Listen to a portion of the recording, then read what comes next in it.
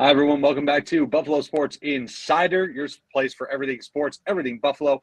And we're mobile today on this holiday. So, again, apologize for any internet issues that we may have today, but it's going to go great. I'm really excited. So, grateful to be joined here by Justin Cejak and Colton Pankowitz, our regulars on the show, and a couple of faces you may or may not have seen before. We got Ronan McDonald in the stew. We also got Thomas Bailey. Thank you guys for joining us today. How are we feeling today, guys? Feeling good. Let's have a great show. All right. Hey, Yeah. Let's have a great show. I apologize for any audio difficulties. I'm in the car driving back from Central New York, but Jags' loss is bitter, but Rasmus Dahlin is absolutely sweet. You couldn't have said it any better. I mean, like, again, Rasmus Dahlin signed to an 8-year contract, and just a ton of money flooded his way. I'm excited to see this guy in Buffalo for a few more years, man. What's our reaction to that? I think it's very important to tie him down, right? This is one of our cornerstones of the foreseeable future now. For 8 years, we've got him at what? We've got an $11 million a year, which that's kind of rich for the defensive market. But I mean, you take a look at it now; it's kind of an increasing cap market, so it's understandable. And for that price, I'd absolutely give it to him because this guy's well worth it. Yeah, I think too. On top of that, 8 years is a long time, and if we're talking about the future, I mean, Bettman's kind of done a poor job of bringing in money for the league. So if someone, or maybe even him, is able to increase that going down the line, 11 years might look like a really, really good deal for a guy who's, in and out each year for one of the best defensemen. Yeah, they're looking good. I know we need – oh, yeah, go ahead, Tommy. You first. Sorry. As Justin was saying, man, that is really rich for a defenseman right now. To put that into perspective, that's third right now. It's technically tied for number 2 with Drew Doughty of the Kings. Number 1's, of course, Carlson, who's now on the Penguins. He's getting 10 from the Penguins and 1.5 from the Sharks, but that's tied for second. That's big money to pay, but I think it's all worth it. Yeah, again, I think – when we're talking about the defensive situation in Buffalo, that's a lot of where the points of criticism were that our goaltenders weren't getting enough help from the defense on that side, and then we needed people to kind of step up, and Dalsey was one of the people that did that, and obviously we're looking for him to have a great season. Before that, though, we did wind down with some preseason games. Let's start talking about for the Blue Jackets game. The Sabres lost. Initial reactions to that, kind of walk us through that game, Tommy. How did that one look? It started a lot like the first Blue Jackets game on the 30th. We played really sloppy in the first few periods of the game. We came alive in the third, but the team just couldn't mount the comeback like they did in the first one. It was really not the greatest display of offense, not the greatest display of defense. To put it in, it's a really weird type of team right now. I feel like we're trying to find our new identity with that physicality and things like that, and it's starting to kind of affect both sides of the puck. It's going to make it a little bit more difficult for each side. Yeah, absolutely. I think, again, when we're taking a look at that game just by itself, I mean, some starts you have Zach Benson scoring another goal as well. This guy's been on fire. I can't wait to talk about him more on Wednesday because, man, I think just really excited to see what this guy can do in the season. And again, that game just a little disappointing for them to go out and lose. And I know they lost once to the Blue Jackets already, correct? Yeah, they lost one of the games and they won the other one. So yeah, they went 1-1. Right. So you know what? You take what you can get. But about the second game as well, that's the Penguins game that happened last Friday. I mean, what are we thinking about that one? Is there any difference? I know it was another loss, but was anything looking a little better? Honestly, I think the offense was a little bit better. They were starting to click a little bit more. I like the difference that they made on the lines. I think they put Tuck on line number 2 this week instead of line 1, which furthers our depth down the line, makes it a little bit better in my opinion. And it looked a lot better. I felt like the defense obviously they played a lot worse. Levi didn't look the greatest in between the pipes in his last game of the preseason. He gave up 7 in that game. Really rough to see, but feel like that offense is getting better, and that's what we like to see as the season is like right around the corner. Tommy, tell me, with Levi letting in 7, obviously it's still early, and you mentioned kind of that transitioning phase that we may be in right now early in the season. Are you concerned with Levi's performance, or are you kind of just weary of it right now? I'm weary of it right now because, it is preseason. You can't really define a team too much based off of how they play in the preseason, especially since you can tie that into things like takeaways, things like that. That really makes the defensive fatigue a thing.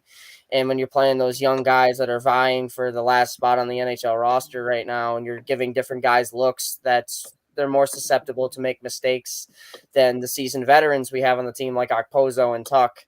And when you have things like that going on, it makes it harder on a goaltender to make every single stop when the defense is so fatigued. And so right now I'm not too worried about it, but if it continues into this regular season, I feel like we got a little bit of a problem. One thing I want to talk about. Go ahead. Yeah. So I'll just hop in, and I find it so interesting after it was a rough night for Levi, but in general the defense looked pretty sloppy in their own end. Weren't finishing checks, the forwards were back checking, and after that they keep Bryson up and waive Stillman and Johnson, who both cleared waivers as did Brandon Biro. But I just found it interesting that two arguably better defensemen in their own end were sent down, and Bryson was kept up. Yeah, I can agree with that. I didn't like absolutely. that too much either. Like Bryson's more of an offensive defenseman. Actually, when we drafted him in like the back end of the draft, his draft comp was Philip Hronek, who is known for his offensive play, not more as a defenseman, but more as like a playmaker, things like that. And so to get rid of a arguably better defenseman in Riley Stillman and bring him down when he was one of my favorites from this preseason. He played very well. I feel like that one just didn't a little bit of a head scratcher from Don Granato and the boys. So what do you think the argument is for keeping Bryson around rather than Riley Stillman, as opposed to, we're kind of transitioning into this physical phase. Obviously, Riley Stillman's physicality as opposed to Jacob Bryson's, it's not even close. Why do you think Granato went with the offensive-minded player when we kind of already have a stacked offensive-minded defensive core? Honestly, I feel like the one big thing is Bryce Young. Bryce Young. Jacob Bryson. Bryce Young. I don't know what I'm saying. Jacob Bryson. He's kind of shown that he's more of a competent defenseman because, again, we had Riley Stillman last year for like the back end after the deadline, and he did make a little bit of noise there, not too much. Didn't really do many things for the team. So I feel like they're kind of giving Bryson that nod again because he knows the defense a little bit better than Riley Stillman does right now because he's been with us a little bit longer. Okay, I can hear that argument. The longevity matters. Oh, yeah. Absolutely. I'm excited to talk more Sabres on this Wednesday as well because I think we got a lot to break down before the beginning of the season. Really excited about to talk about that with you boys. But let's move on to our next topic of the day, which is going to be UB Bulls football team winning a second game in a row versus Central Michigan. Hey, them boys look good this week, finally. I mean, it's about time this late into the season. But, hey, you know what? A 2-4 record right now ain't looking too bad. 2-0 in MAC play, too. I mean, that's what matters the most at the end of the day. And obviously, you got some guys who are really starting to make their mark on this defense, especially Devin Grant. Tell me more about what he did this week. Oh, my goodness. Devin Grant with 2 pick sixes, man. 2 pick sixes is crazy. One in the first, and I think one in either the second or the third. But those just came at crucial times. This guy, early in the season, despite their losses, Devin Grant has been, all over the field making great plays. So great to see him step up and shine and was a huge part of the Bulls' victory this week. Oh, what is he? Is he a sophomore? I think he's a sophomore. So this is a relatively young player, guys. He's got one more year, and I mean the way he's been playing, I think you can make an argument for this guy being maybe a late round pick in the coming NFL drafts. Absolutely. No, I would 100% agree with you. I think the way he's looking definitely adds to his draft stock a little bit. But not just him. I think they're on the offensive side of the ball, you had Ron Cook Jr. doing some really great work as well. And now I'm just kind of throwing it out at the top of my head. It was 11 carries for how many yards? He had like 60 something, didn't he? Something, I think maybe more than 60 something, but had a ton of yards and then also 2 touchdowns. So this guy was getting into the end zone, getting it done, and was also a big part about why the Bulls had won this week. Yeah, the Bulls cook produced and the Bills cook didn't, which I found to be a little interesting. Mm-hmm. Yeah, no, I agree with you. I think so. Again, now taking a look, as this is conference play and everything now. Obviously, the first 4 games of the season were kind of hard to watch. Just some games more than others because they weren't that close. But as this conference play goes on, it kind of makes me wonder what happens towards the end of the season. Like, what's the outlook for the Bulls team going down the road? Yeah, do you think last week's game, you think they're starting to build momentum off that, some confidence? Because 2-0 in 2 weeks, that's good. And Central Michigan, I mean, not the greatest team, but they're also not a terrible Mickey Mouse opponent, right? Like, they're not bad. Yeah, no, and correct me if I'm wrong. I think the Chippewas might have been I think they might have been. Are they top division right now for the? I think they NIC, might have or been is that behind UB last week. I don't know. I'd have to double check on that. But I mean, stacking games is important for a team right now who is looking for an identity and quite honestly looking for anything after an 0-4 start. Absolutely, exactly. And I know Coach Mo and everything, a lot of people calling for his job, and hopefully this kind of gets it back in the running again once you have these victories, and the more momentum that you get, the longer that you can go to the season with it. I think that really helps his case to stay in Buffalo. But really excited to see what the Bulls have done so far. Now their next game, remind me, Justin, I think their next game is next Saturday, correct? Yes, I do believe so. Let me double check who they're facing actually, because they're playing Bowling Green. Bowling Green, yeah. There you go. That's another Bowling MAC Green. game, 3 in a row. Yeah, so that'll be a big one.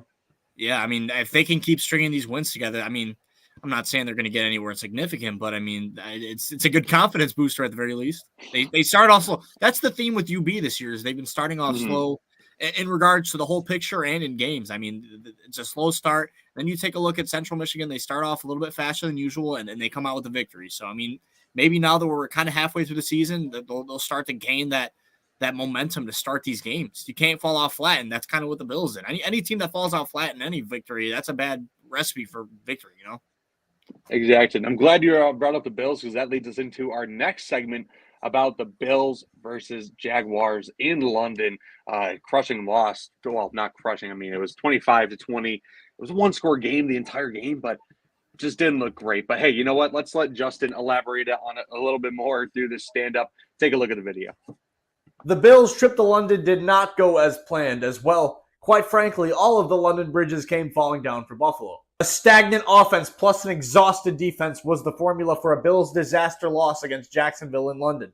After an explosion on offense last week against the Dolphins, where the team was able to put up 48 total points, the team was only able to muster just barely 20 points against this Jacksonville defense. The Bills defense was able to strip sack Lawrence twice in the red zone, preventing more points than the Jaguars could have actually scored. However, after being left out to dry by the Bills offense, the Bills defense grew increasingly tired towards the end of the game, and the game was put away by a Travis Etienne rushing touchdown. At that point, the Bills defense was visibly fatigued. Potentially looming larger than the Bills' loss, however, are the key injuries that the team faced on Sunday. Both star linebacker Matt Milano and interior defensive lineman Daquan Jones seemingly have gone down to serious injuries. It is speculated that Milano has fractured his leg, which could lead him to miss the entire rest of the season. Daquan Jones also went down to a pec injury, which some are speculating could be torn. If that's the case, he will require surgery and could also miss the rest of the season. Key injuries are piling up for the Bills just a week after the Bills learned that they would be losing Tre'Davious White for the rest of the season. These injuries will leave the team seriously depleted on defense, and the team may need to look into free agency to add some depth.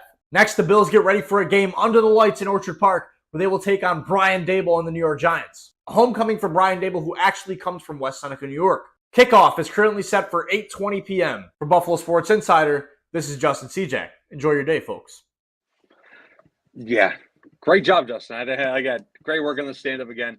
But man, let's start talking about these injuries because I hurt for my Buffalo Bills, man. This is just so hard to see. I mean, last week with Tre'Davious White, it's like a flashback to last season where you had Micah Hyde going out early, Von Miller going out later in the season. It's just at this point with the season that they just had, it feels like a repeat, and it hurts. Yeah, it's very unfortunate to have not only 2 starters go down, but arguably 2 of your best players go down on defense. On top of already losing Mhm. Tre'Davious White, it's rough. It's oh man, it's just like this keeps happening.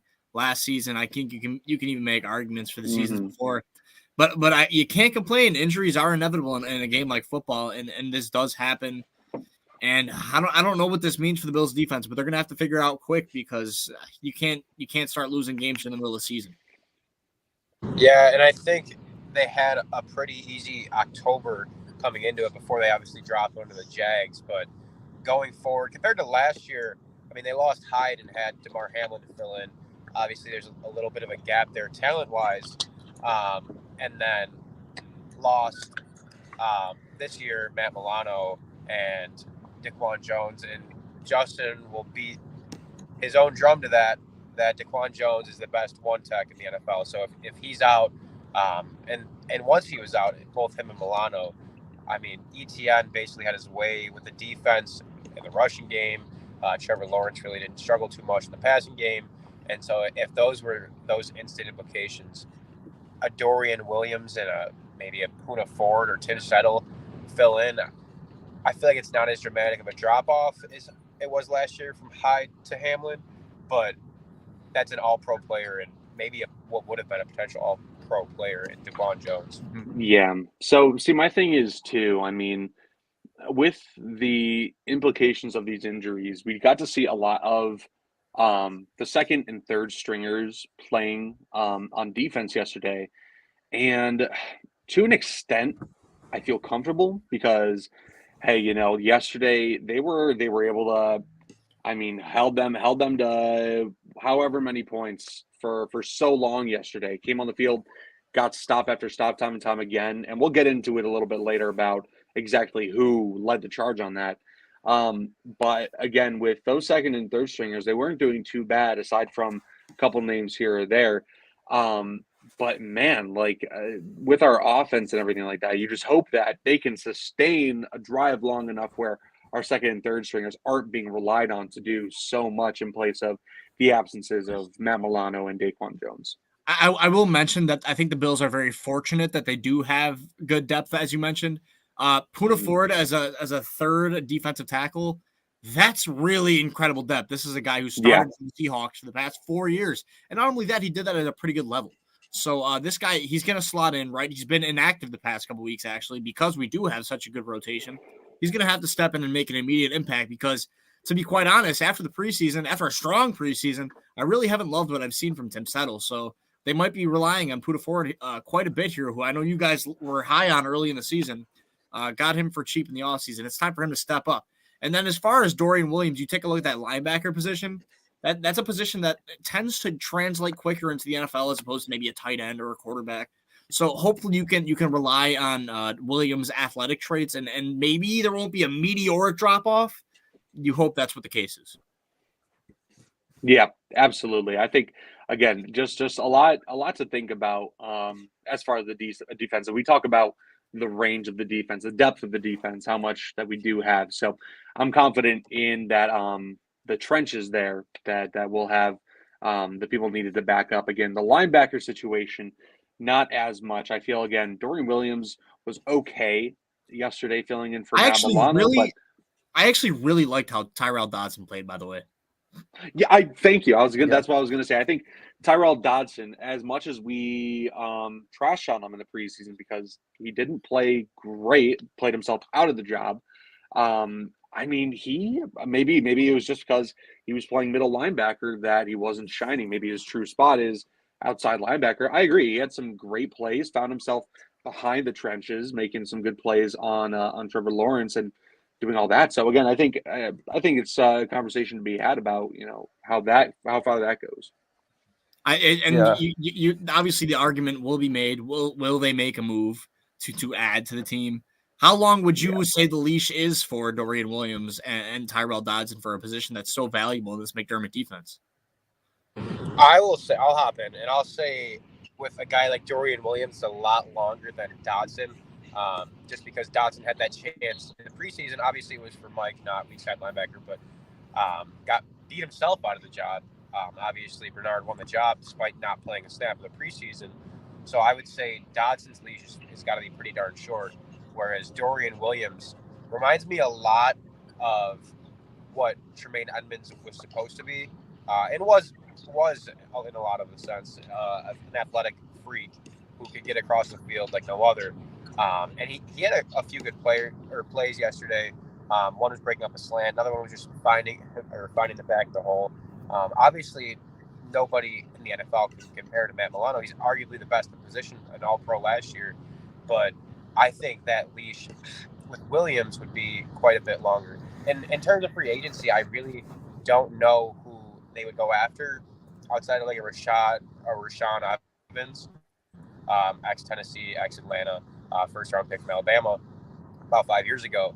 There's not that. I mean, maybe Anthony Barr, I think, is still a free agent. So I'd be intrigued, really, what their options would be outside of anything in-house. Would you look into coaxing Christian Kirksey out of retirement, or is that boat kind of oversailed? I mean, it was for Mike that he came here to play Mike. It would be, that off-ball linebacker. I don't know that that's where he plays best football.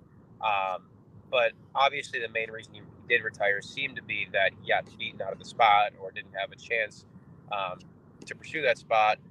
But at the same time, he hasn't picked up anywhere else. So I'd be kind of intrigued why him. And I don't think he has that athletic upside that Dorian Williams would have. It's just teaching him coverages because obviously he's going to be a step behind that game speed. But he looked really fast on the field yesterday, really aggressive for a guy who hasn't played really at all in the regular season.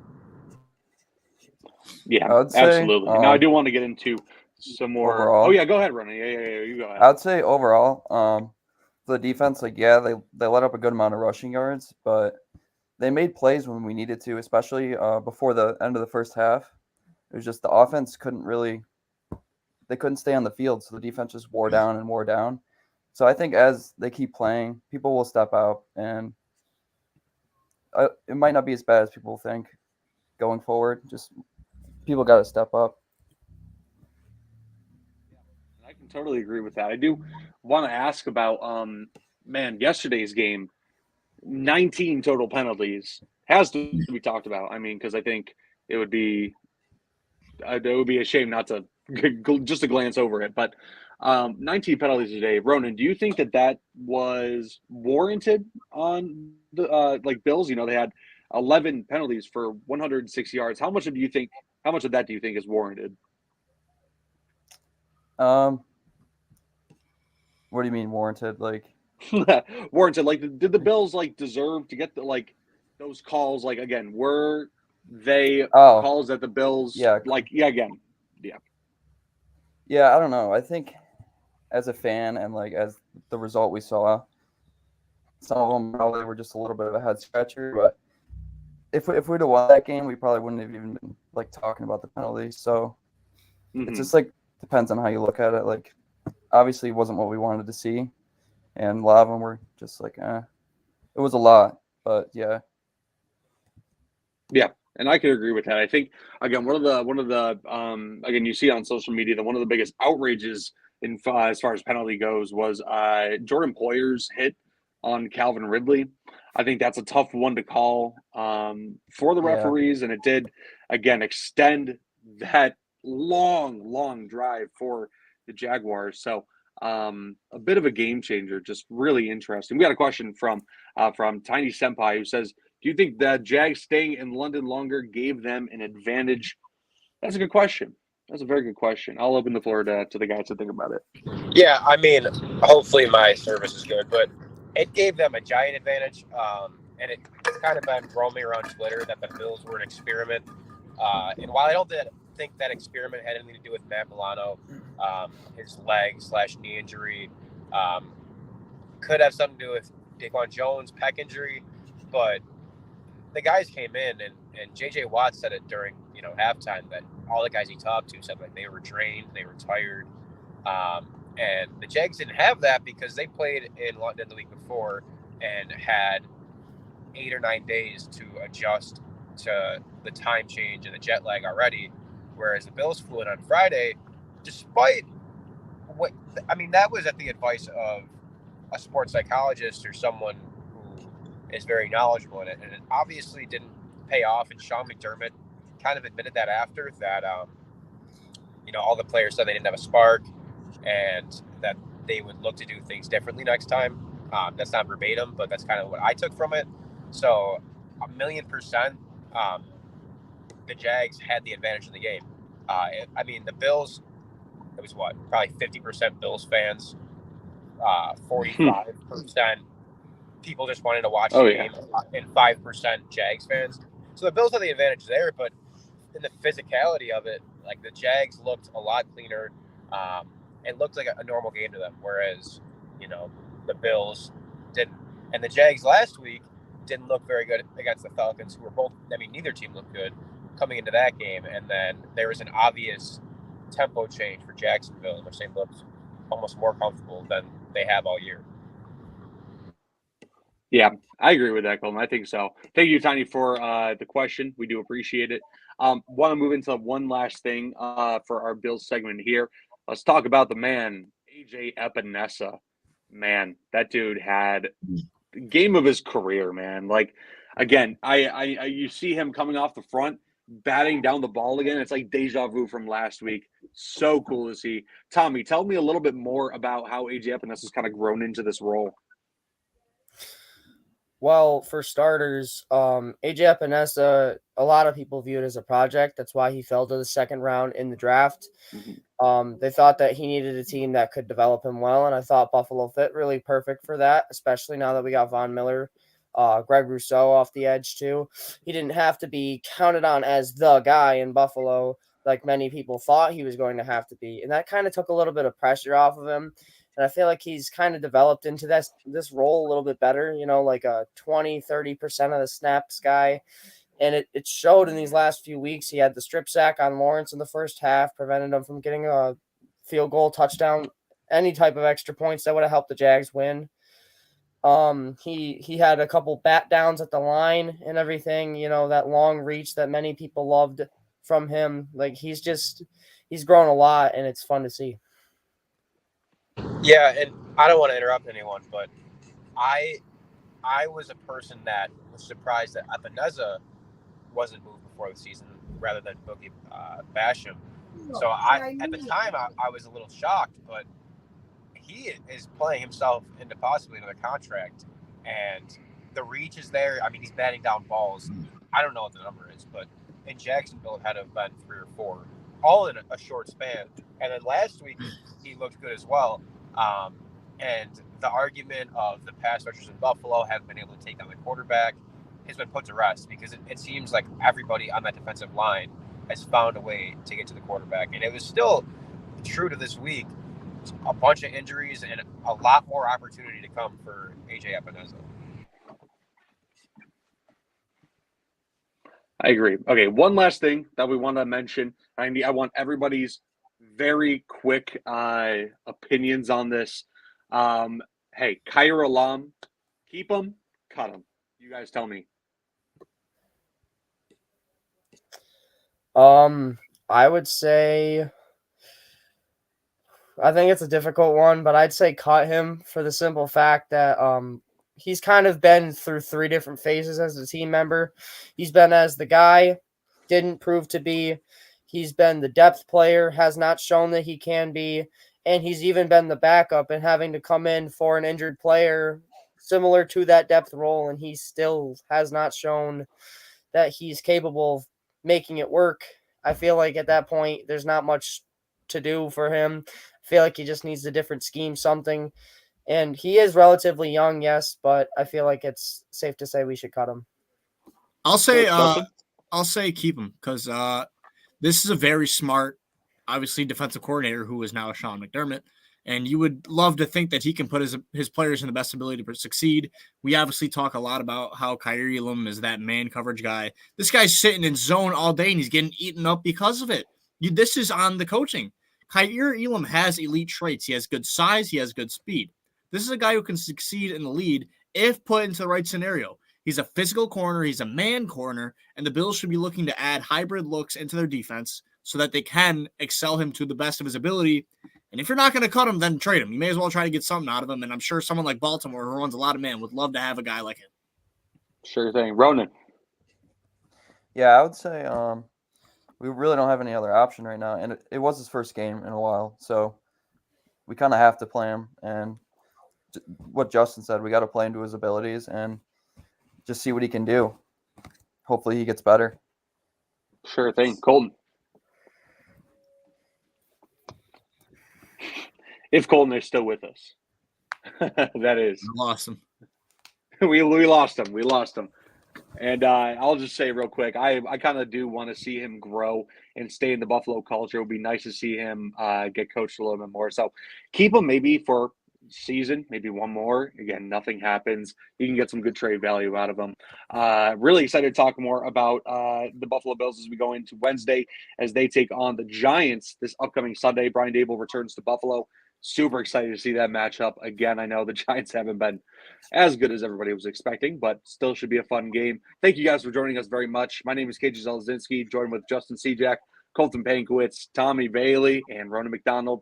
If you like what we do, make sure to check out BuffaloSportsInsider.com. Check out our social medias on Instagram, Facebook, Twitter, TikTok, YouTube, everything we got it, you name it, for everything sports, everything Buffalo.